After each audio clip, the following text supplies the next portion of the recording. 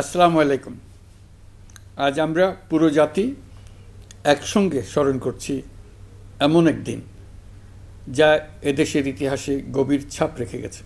5ই August শুধু একটি বিশেষ দিবস নয়, এটি একটি প্রতিজ্ঞা, গণজাগরণের উপাখ্যান এবং ফ্যাসিবাদী শাসন থেকে জাতির পুনর্জন্মের দিন। আজ আমি গভীর শ্রদ্ধার সঙ্গে স্মরণ করছি 1971 সালের স্বাধীনতা যুদ্ধের সকল বীর মুক্তিযোদ্ধাদের, যাদের আত্মত্যাগে আমরা পেয়েছি স্বাধীন সার্বভৌম বাংলাদেশ। 1971 সালে সাম্য, মানবিক মর্যাদা ও সামাজিক ন্যায় বিচার প্রতিষ্ঠার লক্ষ্যে এদেশের জনগণ সশস্ত্র মুক্তিযুদ্ধে অংশগ্রহণ করেছিল। লাখো প্রাণীর বিনিময়ে একটি স্বাধীন রাষ্ট্র প্রতিষ্ঠা হয়েছিল। কিন্তু স্বাধীনতার অর্ধ শতাব্দী পরেও এদেশের মানুষ সুবিচার ও গণতন্ত্র থেকে বঞ্চিত হয়েছে, বৈষম্যের শিকার হয়েছে। 2024 সালের উত্তাল জুলাই ছিল বাংলাদেশের ইতিহাসে এক সংকটময় অধ্যায়, 16 বছরের পুঞ্জীভূত ক্ষোভের বহিঃপ্রকাশ। এদেশের এই বিপুল সংখ্যক তরুণরা 16 বছর ধরে ক্রমাগত হতাশায় নিমজ্জিত ছিল। ভালো ফলাফল করেও চাকরির জন্য ক্ষমতাসীনদের দুয়ারে দুয়ারে ঘুরেছে। চাকুরিকে ঘিরে তৈরি হয়েছিল দুর্নীতি, স্বজনপ্রীতি আর তদবির বাণিজ্য। যে তরুণ ঘুষ দিতে পারেনি, এলাকার মাফিয়াদের সঙ্গে সখ্য গড়ে তুলতে পারেনি, তার চাকরি হয়নি।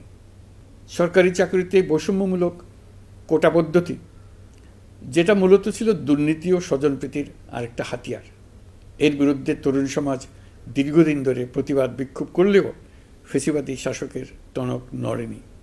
দীর্ঘ এই সময় প্রতিটি সেক্টরে মাফিয়াতন্ত্র কায়েম করে একটি সুবিধাভোগী শ্রেণী তৈরি করা হয়েছিল, যারা আর্থিক ও অন্যান্য সুবিধার বিনিময়ে স্বৈরাচারের পক্ষে কথা বলবে, কাজ করবে।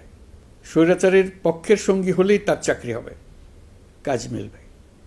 সরকারি প্রতিষ্ঠান, শিক্ষা প্রতিষ্ঠান, অর্থনৈতিক প্রতিষ্ঠান, এমনকি বিচার ব্যবস্থা, আইনশৃঙ্খলা বাহিনী, গণমাধ্যম ও সাংস্কৃতিক মণ্ডলেও এই ধরনের সুবিধাভোগী শ্রেণী তৈরি হয়েছিল। এদেশের গরিব মেহনতি মানুষের পয়সা লুট করে পতিত ফ্যাসিবাদ ও তাদের সহযোগীরা এক একজন টাকার পাহাড় গড়ে তোলে। সীমাহীন দুর্নীতির কবলে পড়ে অর্থনীতি ভেঙে পড়ে। এই দেড় যুগে প্রতিটি ন্যায্য দাবি, প্রতিবাদ, বিক্ষোভ চলাকালে পুলিশের পাশাপাশি দলীয় সন্ত্রাসীরা অস্ত্র হাতে আন্দোলনকারীদের পিটিয়েছে। গত 16 বছরে যারাই সরকারের সমালোচনা করেছে, নাগরিকদের অধিকারের পক্ষে কথা বলেছে, তাদেরকে গ্রেফতার অথবা গুম করা হয়েছে। লাখ লাখ বিরোধী দলীয় রাজনৈতিক নেতাকর্মীদের নির্বিচারে আটক, গ্রেফতার করা হয়েছে।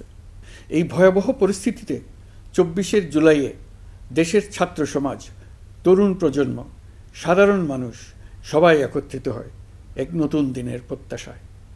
সমস্বরে তারা বলে ওঠে, এবার ফ্যাসিবাদকে যেতে হবে। তবু দেশের মানুষের বুকে গুলি চালিয়ে শেষ পর্যন্ত ক্ষমতা আঁকড়ে ধরে রাখতে চেয়েছিল ফ্যাসিবাদী সরকার। তারা নির্বিচারে গুলি করেছে, গ্রেপ্তার করেছে, ইন্টারনেট বন্ধ করে হত্যাকাণ্ডের তথ্য লুকাতে চেয়েছে। রাতের অন্ধকারে এলাকায় এলাকায় অভিযান চালিয়ে ছাত্রদের আটক করেছে। গুলিবিদ্ধ আহতদের তারা হাসপাতালে চিকিৎসা নিতে দেয়নি। হাসপাতালগুলোকে নির্দেশ দেওয়া হয়েছিল যেন আহতদের ভর্তি না করা হয়। এই কারণে বহু মানুষ চিকিৎসা না পেয়ে চিরতরে দৃষ্টি হারিয়েছে, পঙ্গু হয়েছে। আজ জুলাই গণ অভ্যুত্থান দিবসে আমি জাতির সূর্য সন্তান জুলাই শহীদদের গভীর শ্রদ্ধার সঙ্গে স্মরণ করছি, তাঁদের আত্মার মাগফিরাত কামনা করছি। জুলাইয়ে যারা আহত হয়েছেন, চিরতরে পঙ্গু হয়েছেন, দৃষ্টি হারিয়েছেন, জাতির পক্ষ থেকে আমি তাদের প্রতি শ্রদ্ধা ও কৃতজ্ঞতা জানাচ্ছি। এই জাতি আপনাদের কাছে চিরকৃতজ্ঞ থাকবে। গত বছর ডিসেম্বর মাসে জুলাই গণ অভ্যুত্থানে শহীদ পরিবার ও আহতদের কল্যাণ ও যাবতীয় বিষয়াদির প্রশাসনিক দায়িত্ব মুক্তিযুদ্ধ বিষয়ক মন্ত্রণালয়ের উপর ন্যস্ত করা হয়েছে।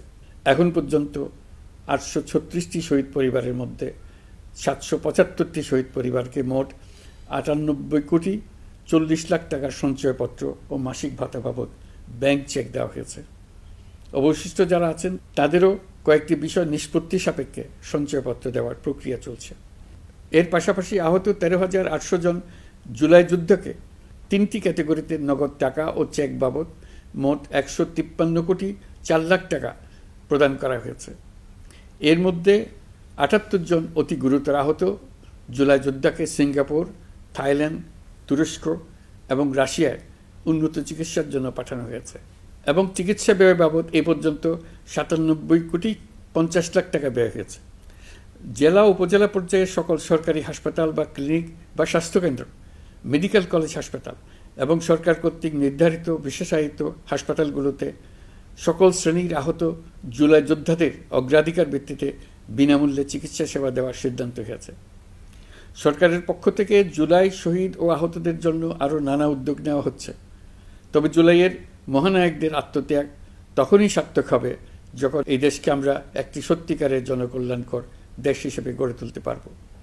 আজ আমরা কেবল অতীত স্মরণ করতে আসিনি, আমরা একটি শপথ গ্রহণ করতে এসেছি। শপথ এই, আমরা কোনো ধরনের নিপীড়নের কাছে মাথা নোয়াব না। আমরা প্রতিষ্ঠা করব একটা জবাবদিহিমূলক, মানবিক, গণতান্ত্রিক এবং বৈষম্যহীন রাষ্ট্র, এমন রাষ্ট্র যা সবসময় জনকল্যাণে কাজ করবে। জুলাই শহীদদের আত্মত্যাগ আমরা বৃথা যেতে দেব না। তাদের আত্মত্যাগই হবে আমাদের পথ চলার প্রেরণা, তাদের স্বপ্নই হবে আমাদের আগামী বাংলাদেশের নির্মাণ রেখা। আজকের এই দিনে এটাই হোক আমাদের শপথ। মহান আল্লাহ আমাদের সহায় হন।